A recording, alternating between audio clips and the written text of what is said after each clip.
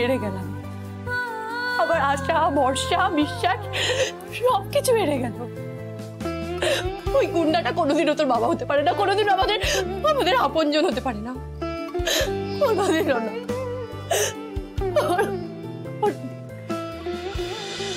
ডালি, ডালি কি হয়েছে তোমার? হ্যাঁ দেখি দেখি, এইভাবে কাঁদছো কেন মা?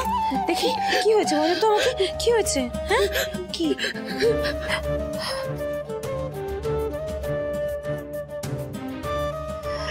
বলো না, আমাকে বলো তো কি হয়েছে, বলো বলো। কিছু না, আসলে শহর থেকে এত দূরে গ্রামে এসে থাকতে, অথচ এখানে না কেউ চায় না যে আমি এখানে এসে থাকি। আমি এইভাবে লড়াই করতে পারবো না। না পারলেও তো আমাদের কত কিছু করতে হয় বলো ডালি, আমরা তো মা, তাই না? নিজের জন্য না পারো, নিজেরই ছোট্ট সন্তানের জন্য তো তোমাকে লড়াইটা করতেই হবে।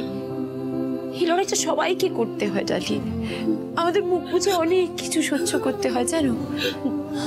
আমিও তো অনেক লড়াই করেছি, আমি তোমার সোহিনীর মুখের দিকে তাকিয়ে এত বড় একটা মিথ্যে কথা বলেছি। কিন্তু কেন মাসি, মাসি কেন একাও তো বেঁচে থাকা যায়? আর তুমি তো কলকাতায় থাকতে, তুমি তো শিক্ষিত, তুমি কেন এখানে পড়ে আছো বলতে পারো? তো শহরে স্বামী আছে, সংসার আছে, তুমি তার সাথে কেন নেই ডালি? আমার তো শহরে যাওয়ার কোনো উপায়ই নেই। কেন? কারণ কলকাতায় আমার এমন কিছু শত্রু আছে যারা চাইলে এক নিমেষে আমার জীবনে অনেক বড় ঝড় নিয়ে আসতে পারে ডালি।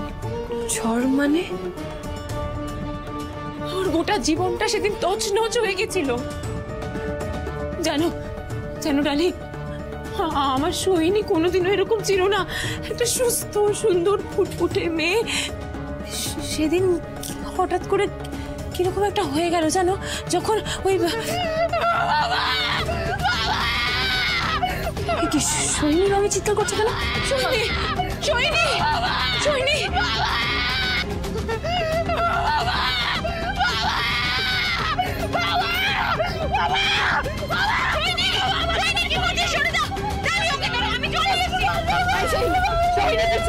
কিচ্ছু হবে না, মাসি আস্তে আস্তে। সোহিনী, সোহিনী, সোহিনী, সোহিনী, সোহিনী,